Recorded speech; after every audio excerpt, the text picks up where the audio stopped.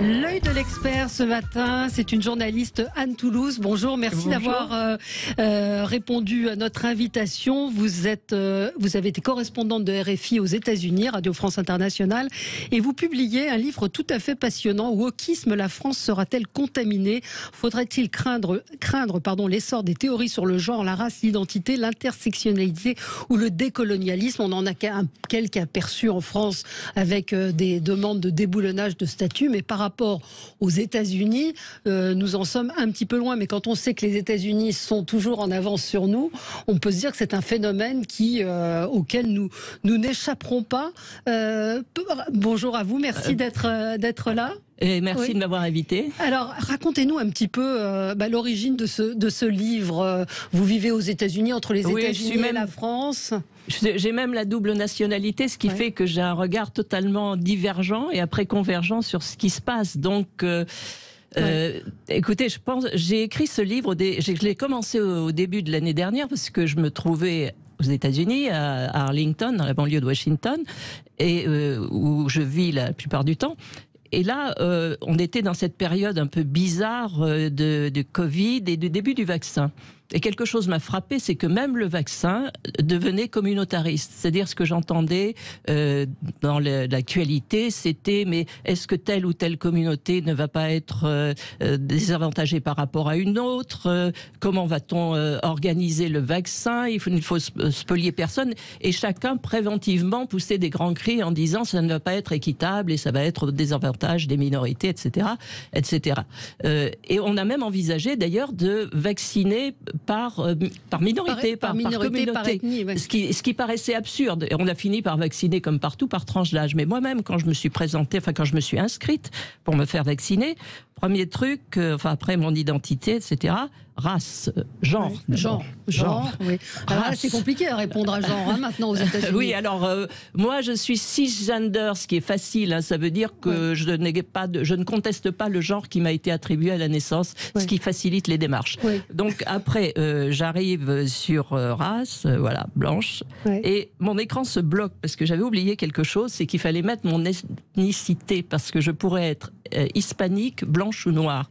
Et ça, j'avais sauté cette case. Mais enfin, vous voyez, c'est quand même un peu délirant. Oui, on arrive à des choses complètement dingues. Donc, vous faites un peu l'histoire de ce wokisme, comment il est arrivé, l'imprégnation très forte de ce que représente George Floyd, l'assassinat de George Floyd, ce policier, ce jeune homme noir tué par des policiers. Et vous donnez, tout le livre est émaillé d'un certain nombre d'exemples de choses qui ont changé. Alors, on en a entendu parler ici, par exemple, sur Uncle Ben's, il n'y a plus le fameux Uncle Ben's, Aunt Jemima qui était sur les paquets les flacons de c'était du sirop d'érable. C'est du sirop d'érable, c'était très américain. Ça. Mais vous racontez également comment, par exemple, Condé Nast, qui est un énorme groupe d'édition, a décidé de revoir sur 100 ans le nombre de ses recettes pour qu'elles ne choquent personne.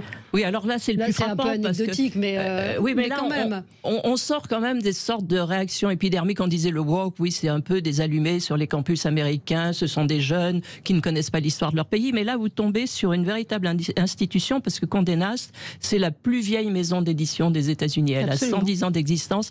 Elle publie quelques-uns des titres les plus prestigieux. Et il se trouve qu'elle a une branche qui marche très très bien, qui s'appelle Epicurious, et qui sont des livres de cuisine qui maintenant sont sur Internet, et c'est une vraie référence. C'est un peu, je ne sais pas comment vous dire, parce que c'est comment ça s'appelle, qui est la vedette des recettes de cuisine en France, je n'en sais rien. Bref. Oui. Cyril Lignac, mettons. Voilà, c'est quelque chose comme ça. Et donc là, d'un seul coup, Condé Nast établit un comité de plusieurs dizaines de personnes qui vont se pencher sur l'appropriation. Alors l'appropriation, c'est un des volets du wokisme, c'est-à-dire qu'il ne faut pas faire une sorte de hijack sur la culture de quelqu'un d'autre. Et là, ils se prennent les recettes de cuisine, y compris les nouilles chinoises. Est-ce qu'on va offenser les Chinois? Bon, moi, je peux vous dire, et je le dis dans le livre, que je suis offensée par la recette du bœuf bourguignon américain. Absolument. C'est une horreur. Mais bon, je n'ai pas l'impression que ça attente à mon identité. Mais ce n'était pas une initiative isolée, parce que vous voyez des collèges, des universités, des grandes universités américaines prendre en compte les revendications des élèves Chinois qui trouvent que la soupe chinoise ils sont offensés par la manière dont on fait les sushis ou dont on a fait... Oui, vous avez les Mexicains qui trouvent que les tacos ne sont pas orthodoxes. Enfin, c'est une espèce de folie. Bon, alors que les gens montent comme ça en vrille sur des sujets qui n'ont aucune importance... À la limite, ce ne serait pas grave s'il y avait derrière des institutions sérieuses qui embrassent ce mouvement et qui feraient mieux. Moi, ce qui me choque, c'est qu'elles feraient mieux de déployer leur énergie ailleurs pour corriger les injustices de ce monde. Mais sauf qu'on voit que c'est un mouvement assez profond. Vous l'avez dit vous-même, même la CIA, vous donnez cet exemple de la CIA qui met en avant une de ses analystes qui est, je crois, lesbienne, hispanique. Non, elle est cisgender, mais elle ne se sent pas à l'aise dans un système patriarcal. Alors effectivement, à la CIA, elle a dû se sentir un peu dans un système patriarcal. Mais elle est d'origine hispanique, âgée de 24 à 40 ans. Évidemment, on ne peut pas donner son identité, mais son identité sexuelle correspond à un genre qui lui a été assigné à la naissance. Donc, elle ne se sent pas à l'aise. Donc, ça a évidemment fait... Elle refuse d'internaliser l'idée patriarcale erronée de ce qu'une femme devrait être ou ne pas être. Vous dites c'est un charabia, mais sauf que c'est quand même profond dans la société américaine aujourd'hui. Des équipes de foot ou de hockey sont obligés de changer de nom. Oui, alors notamment celle de Washington. Alors ça a duré pendant 7 ans. L'équipe de Washington s'appelait les Redskins, c'est-à-dire les peaux rouges. Bon, alors on a dit que ça offensait la culture indienne. D'ailleurs, les Indiens étaient ils s'en foutent. Oui, la plupart d'entre eux, c'est pas vraiment leur problème prioritaire. Et donc, on a changé de nom parce que les sponsors se sont retirés. Ça a coûté son poste au propriétaire de l'équipe. Enfin, ça a été une histoire, mais épouvantable. Mais on ne parlait que de ça. Alors, pour avoir quand même traversé dans ma vie aux États-Unis pas mal de réserves indiennes, je peux vous dire que le problème des réserves indiennes, ça n'est pas celui du nom de l'équipe de football de Washington. Et c'est là le fond du problème. C'est le travail, c'est le chômage. C'est que ça détourne totalement l'attention de la solution des vrais problèmes. Par exemple, quand on débaptise les écoles, ce qui est le sport à la mode aux États-Unis, mais on va même jusqu'à débaptiser des écoles qui portent le nom de Robert Stevenson, qui a écrit L'île au trésor, qui, paraît-il, est offensante pour les indigènes, enfin des choses comme ça. Le vrai problème, il n'est pas là. Le problème, c'est le fonctionnement des écoles aux États-Unis, qui est lamentable. Alors c'est quoi? Quel est le ressort du wokisme? C'est quoi? C'est la peur? C'est cette génération offensée? C'était le titre du livre de Caroline Forest, mais ça aurait pu être ça. Et puis vous l'expliquez assez bien, enfin je vais vous laisser répondre, mais sur cette notion qu'on n'a pas forcément en France, en tout cas jusqu'à maintenant, d'appartenir dès le high school, dès l'école, on est dans un groupe. Mais quel est le ressort du wokisme? Pourquoi ça marche? Alors, c'est vrai que les États-Unis sont une société clanique, c'est-à-dire que dès l'enfance, à l'école, je raconte d'une manière assez plaisante parce que moi ça me fait plutôt rire, ces espèces de groupes qui se forment, mais les uns contre les autres quand même. Et puis, on appartient toujours à un groupe aux États-Unis. On dit mon école, mon club, mon quartier, mon église. Donc, il y a ce sentiment d'appartenance très fort. Alors ça, c'est la première chose. Et il y a évidemment ma race, puisque on est dès la naissance, dès que vous avez des papiers officiels américains, vous êtes inscrit selon une race et ça vous poursuivra toute votre vie, parce que quand vous votez, moi j'ai voté, quand je vote aux États-Unis, ici je vote en tant qu'Anne Toulouse, aux États-Unis je vote en tant que femme blanche, on va dire middle age pour être gentil. Donc et là-dessus se greffe un autre sentiment qu'on ne connaît pas, qu'on connaît moins en France, c'est la culpabilité. Une culpabilité qui est fondée sur un élément bien réel, qui est l'esclavage. L'esclavage est le péché originel des États-Unis dont ils ne se sont jamais remis, puisque dès la fondation du pays, vous aviez une partie du pays qui littéralement possédait l'autre. Ça a été un traumatisme très grave. Ce traumatisme, les Américains ont eu à cœur de l'aggraver, puisqu'après l'émancipation, c'est-à-dire au milieu du 19e siècle, vous avez toute la période de reconquête du Sud où on écrase vraiment les Blancs du Sud qui se vengent en créant la ségrégation, et tout ça continue jusqu'au début des années 60. Vous imaginez, c'est assez vous récent. avez des gens qui ont aujourd'hui 60, 70, 80 ans qui ont connu la ségrégation. Par exemple, il y a quelque chose que je trouve hallucinant, c'est qu'on se penche sur l'occupation des toilettes aux États-Unis. Ici, vous allez aux toilettes aux États-Unis. Mais est-ce qu'il faudrait que ce soit le genre à la naissance, etc. Enfin, vous avez des discussions byzantines. Est-ce que les femmes ne sont pas désavantagées par rapport aux hommes parce qu'il leur faudrait plus de toilettes? C'est complètement hallucinant. Mais il faut aussi imaginer que jusqu'au début des années 60, vous aviez les toilettes pour les blancs et les toilettes pour les gens de couleur. Mais on est en train de revenir en fait à une forme de ségrégation. Absolument, parce que c'est exactement ce qui est en train de se passer. C'est finalement le contraire de ce qu'il voudrait en fait, en quelque sorte. Non. Oui, mais par exemple, le dernier courant à la mode, parce que le wokisme est déjà, je dirais, dépassé par la Critical Race Theory, qui est la théorie critique de la race, qui est portée par le philosophe à la mode aux États-Unis, qui s'appelle Imran X. Candice, qui est d'ailleurs pas son vrai nom, parce qu'il a un peu exotisé son nom, et qui dit, et je trouve ça très grave et très important, il dit on ne peut combattre les discriminations passées que par la discrimination présente et la discrimination présente que par la discrimination future. Ce qui nous promet des lendemains qui chantent, ça veut dire que tout le monde va discriminer tout le monde et que les États-Unis, finalement, ne se sont jamais réconciliés avec leur passé. On le voit dans d'autres pays qui ont été quand même traumatisés. Regardez l'Allemagne avec le nazisme, regardez l'Afrique du Sud où c'est peut-être un peu moins évident.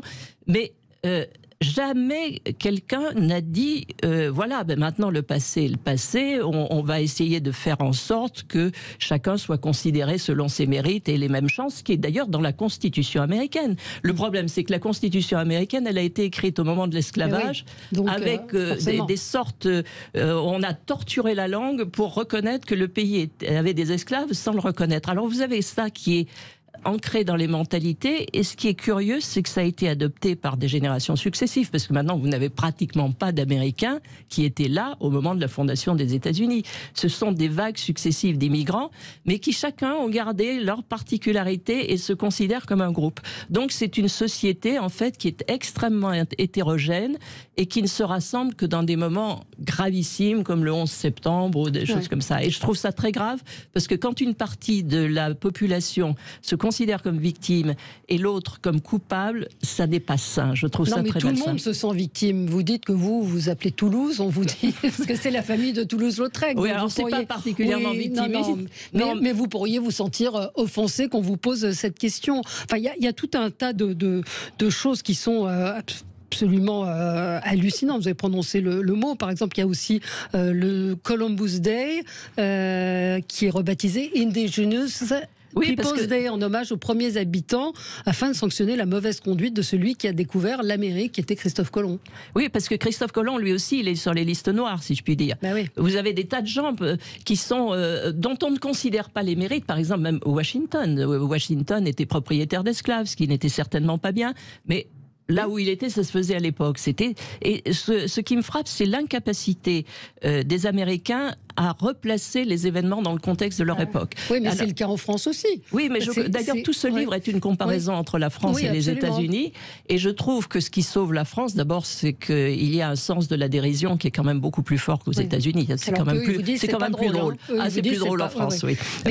Mais pour répondre à la question de votre livre, est-ce qu'on n'y échappera pas en France? On n'échappera pas à une certaine dose, parce que les idées voyagent, on ne peut pas les arrêter. Et puis, il faut quand même reconnaître une chose, même si on dénonce les excès du wokisme, il est quand même fondé sur des choses qui sont vraies, qui sont justes, qui sont les injustices sociales, les injustices raciales. La réponse n'est pas forcément la bonne. Mais c'est une mauvaise réponse à de bonnes questions, et surtout qui détourne l'attention des vraies questions.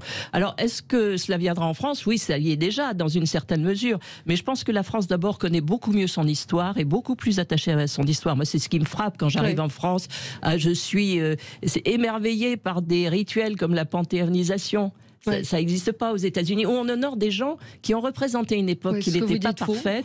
Il faut aussi apprendre à connaître son histoire. C'est toute une partie de votre livre et qui est important. Hélas, on n'a plus beaucoup de temps, mais vraiment lisez ce livre, parce que vous allez découvrir, au-delà des anecdotes, mais qui sont quand même assez sidérantes. Il y a des magasins aux États-Unis où on met son prénom et en dessous le pronom par lequel on veut être désigné. C'est-à-dire que ce n'est plus il ou elle, mais on peut avoir toute une multitude de pronoms possibles. Oui, d'ailleurs, je suis surprise que vous ne m'ayez pas demandé par quel pronom comment vouliez-vous être désigné? Parce que j'aurais pu vous dire que c'était pas elle, mais que j'avais des variations sur mon identité qui pouvaient vous avoir échappé. Non, mais on en est là, quoi. Avoir absolument. Ça s'appelle le pronoun privilege, le privilège du pronom. Si vous et moi, nous sommes sûrs de notre pronom, absolument. On est des privilégiés. Et il y a plein de choses, il y a plein de nouveaux mots d'ailleurs que j'ai découvert aussi, que je n'ai pas là, mais il y a plein de choses. Alors les autoroutes sont racistes également.